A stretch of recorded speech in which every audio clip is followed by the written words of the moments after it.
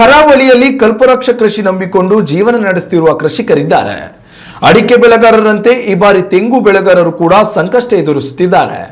ಈ ಬಾರಿ ತೆಂಗಿನಕಾಯಿಗೆ ಉತ್ತಮ ಬೇಡಿಕೆ ಇದ್ದರೂ ಕೂಡ ಈ ಒಂದು ಸಮಸ್ಯೆಯಿಂದಾಗಿ ಬೇಡಿಕೆ ಅಗತ್ಯವಾಗಿ ತೆಂಗಿನ ಇಳುವರಿ ಬಂದಿಲ್ಲ. ಇಳುವರಿ ಕಡಿಮೆಯಾದ ಬೆನ್ನಲ್ಲೇ ತೆಂಗಿನಕಾಯಿ ಬೆಲೆ ಗಗನಕ್ಕೇರಿದ್ದು ತೆಂಗಿನ ಉಪ ಉತ್ಪನ್ನವಾದ ತೆಂಗಿನ ಎಣ್ಣೆ ದರವು ಕೂಡ ಸಾಕಷ್ಟು ಏರಿಕೆ ಕಂಡಿದೆ. ಹಾಗಾದ್ರೆ ತೆಂಗು ಬೆಳೆಗಾರರನ್ನ ಕಾಡುವ ಈ ಸಮಸ್ಯೆ ಯಾವುದು? ಅದಕ್ಕೆ ಪರಿಹಾರವೇ ಇಲ್ಲವೇ? ಉಡುಪಿ ಜಿಲ್ಲೆಯ ಕರಾವಳಿ ಭಾಗದಲ್ಲಿ ತೆಂಗು ಬೆಳೆಗಾರರು ಗಂಭೀರ ಸಂಕಷ್ಟವನ್ನ ಎದುರಿಸುತ್ತಿದ್ದಾರೆ.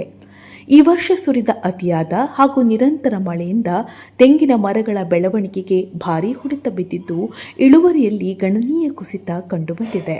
ಅದರ ಜೊತೆಗೆ ಶಿಲೀಂಧ್ರ ರೋಗ ಹಾಗೂ ನುಷಿಬಾಧೆ ವ್ಯಾಪಕವಾಗಿ ಹರಡಿರುವುದರಿಂದ ತೆಂಗಿನ ಮರಗಳು ಒಣಗುತ್ತಿದ್ದು ತೆಂಗಿನಕಾಯಿ ಉದುರುವ ಪ್ರಮಾಣ ಹೆಚ್ಚಾಗಿದೆ.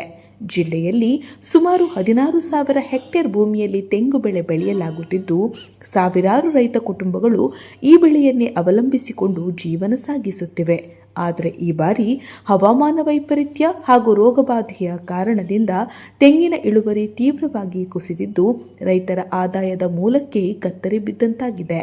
ಮರಗಳಲ್ಲಿ ಕಾಯಿ ಕಟ್ಟುವ ಹಂತದಲ್ಲಿ ಶಿಲೀಂಧ್ರ ಮತ್ತು ನುಷಿಬಾಧೆ ಕಾಣಿಸಿಕೊಂಡ ಪರಿಣಾಮ ಕಾಯಿ ಉದುರುವುದು ಹೆಚ್ಚಾಗಿದೆ. ಕೆಲವೆಡೆ ಮರಗಳೇ ಹಾನಿಗೊಳಗಾಗಿ ಒಣಗುತ್ತಿರುವ ದೃಶ್ಯಗಳು ಕಂಡುಬರುತ್ತಿವೆ. ಇದರಿಂದ ರೈತರು ಸಾಕಷ್ಟು ಹಣ ಖರ್ಚು ಮಾಡಿದ ಬೆಳೆ ಸಾಲು ಕೈತಪ್ಪುತ್ತಿದೆ. ಇನ್ನೊಂದೆಡೆ ಮಾರುಕಟ್ಟೆಯಲ್ಲಿ ತೆಂಗಿನಕಾಯಿಗೆ ಉತ್ತಮ ದರ ಇದ್ದರೂ ಇಳುವರಿ ಕಡಿಮೆಯಾದ ಕಾರಣ ಅದರಿಂದ ಲಾಭ ಪಡೆಯುವ ಅವಕಾಶವೇ ರೈತರಿಗೆ ಸಿಗ್ತಿಲ್ಲ. ರೇಟ್ ಇದೆ, ಆದರೆ ತೆಂಗಿನಕಾಯಿ ಇಲ್ಲ ಎಂಬ ಸ್ಥಿತಿಯಲ್ಲಿ ರೈತರು ಬದುಕು ಸಾಗಿಸುವಂತಾಗಿದೆ. ಕೃಷಿ ಕಾರ್ಮಿಕರ ಕೂಲಿ, ಗೊಬ್ಬರ, ಔಷಧಿ ವೆಚ್ಚಗಳನ್ನು ಭರಿಸುವುದೇ ಕಷ್ಟವಾಗ್ತಿದೆ ಎಂಬುದು ರೈತರ ಅಳಲು. ತೆಂಗಿಗೆ ಒಳ್ಳೆ ರೀತಿಯ ಬೆಲೆ ಇದೆ, ಆದರೆ ಇಳುವರಿ ಇಲ್ಲ.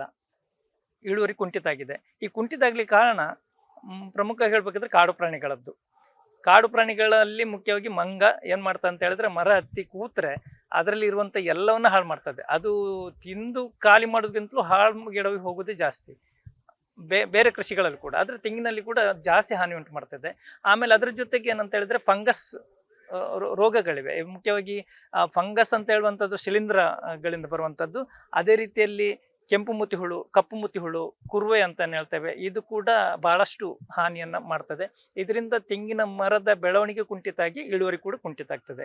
ನಮ್ಮ ಉಡುಪಿ ಜಿಲ್ಲೆ ದೊಡ್ಡ ಸಮಸ್ಯೆ ಅಂತ ಹೇಳಿದ್ರೆ ಸಣ್ಣ ಹಿಡುವಳಿ ಇರುವಂಥದ್ದು.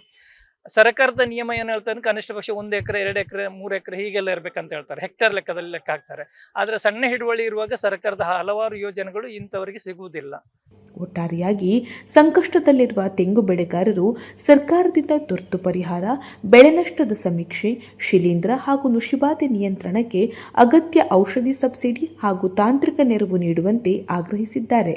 ಶೀಘ್ರ ಕ್ರಮ ಕೈಗೊಳ್ಳದಿದ್ದರೆ ಕರಾವಳಿ ಭಾಗದಲ್ಲಿ ತೆಂಗು ಕೃಷಿಯೇ ಅಪಾಯಕ್ಕೆ ಸಿಲುಕುವ ಸಾಧ್ಯತೆ ಇದೆ ಎಂದು ರೈತರು ಆತಂಕ ವ್ಯಕ್ತಪಡಿಸುತ್ತಿದ್ದಾರೆ. Ashwath Acharya, news next, Udupi. ಉತ್ತಮ ಸಂಸ್ಕಾರಯುತ ಶಿಕ್ಷಣದೊಂದಿಗೆ VSS English medium CBSE school, Udupi Muddur. ನರ್ಸರಿಯಿಂದ 10ನೇ ತರಗತಿವರೆಗೆ ಶಿಕ್ಷಣದ ಜೊತೆಗೆ 5ರಿಂದ 10ನೇ ತರಗತಿವರೆಗಿನ ವಿದ್ಯಾರ್ಥಿನಿಯರಿಗೆ ಉತ್ತಮ ಹಾಸ್ಟೆಲ್ ಸೌಲಭ್ಯವೂ ಇದೆ. ನಿಮ್ಮ ಮಕ್ಕಳ ಪ್ರವೇಶಾತಿಗಾಗಿ ಈ ಸಂಖ್ಯೆಗೆ ಕರೆ ಮಾಡಿ.